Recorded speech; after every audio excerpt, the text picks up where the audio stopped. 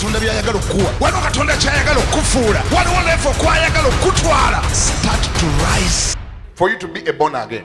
Naawe okulokoka. Twogera amazima. Truth be told. Are you not sacrificing? Tolina byosaddaaka. Didn't you sacrifice?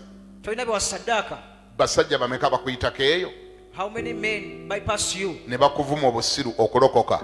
And then they insult you because that you became stupid because you accepted Jesus. Tebabbi bagamba eyo gye muyitira? Are you trying to tell me they don't tell you? Tewali yali akuvumye nga bakulanga obulokole. Don't they hurl such insults to you against salvation? Bo balabira ddala wakolera ddala ekintu eky'obusiru. They see that you made a stupid choice. Obulamu wabukwata n'obukwata bwonna n'obuteeka mu mikono gya Yesu. You gave your life to Jesus. Salvation is about sacrificing. Obulokozi buli ku kwesaddaaka. Pawulo yatuuka n'okugamba. Paul came to the extent of saying. Mu Bafiripi 3:7. Philippians 3:7. Ne 8 ne 9. And 8 and 9. Nti byonna ebyali amagoba gye ndi. That what was a gain unto me. Nasalawo ne mbirowooza nti kufiirwa nsobole okufuna amagoba amangi nga ye Kristo. I decided to consider all those things as a loss so that I can get the reward to be Jesus, the greatest reward.